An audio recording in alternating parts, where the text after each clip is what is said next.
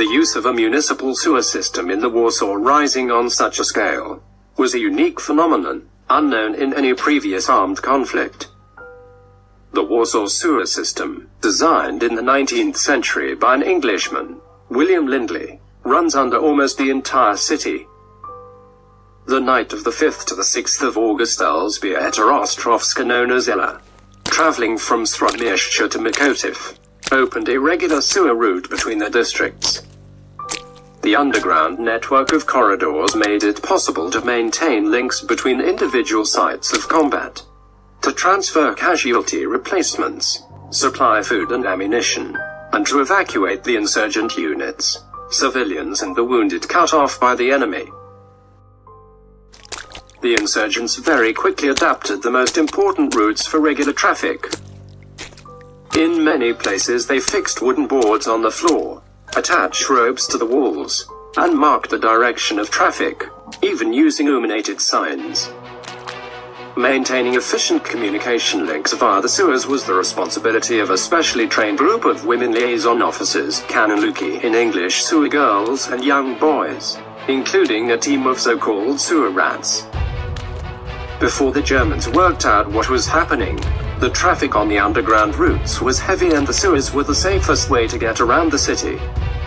The first passage through the sewers took place on August 11, 1944. 83 defenders of the Ochota Redoubt walked 1 kilometer through a narrow sewer to downtown. The crossing took 6 to 7 hours. However, in the middle of August, the enemy began to destroy the sewer routes. The Germans fitted iron barriers in passages, bricked up tunnel entrances, released gas into the sewers or dammed them. They also blew up some of the sewers using vehicles filled with explosives, known as typhoons. After several days of constant gunfire, bombing raids and furious enemy assaults, no single building was left intact in the old town. The condition of the insurgent units deteriorated from day to day. An attempt to break through the cordon of German troops failed. The way left to get out of the siege was through underground passages. Evacuation was carried out through 2 sewers.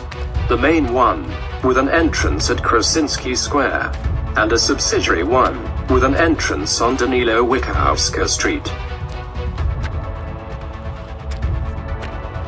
Most of the insurgents reached downtown, and a few hundred got out in Solibóz.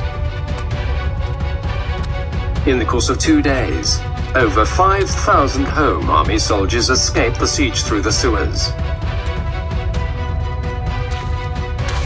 We can walk through the sewer to downtown just as the insurgents did on 1 and the 2nd of September.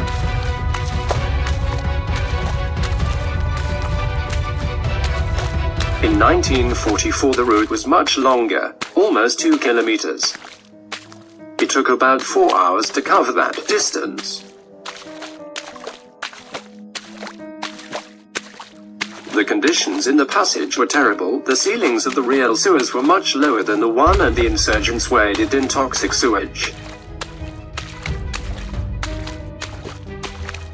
It was dark and the insurgents were scared that Germans lurking near manholes could hear them.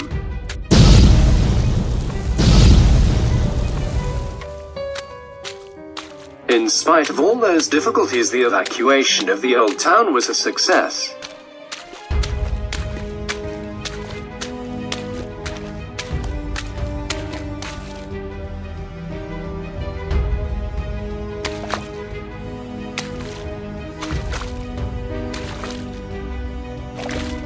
However, a tragic fate befell the soldiers of Lieutenant Colonel Joseph Rokicki, codenamed Carol in English Charles, who tried to leave Mikołów on the 26th of October.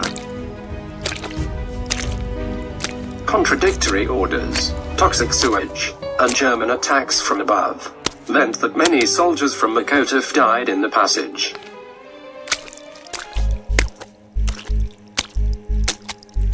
Only 800 utterly exhausted insurgents reached their destination.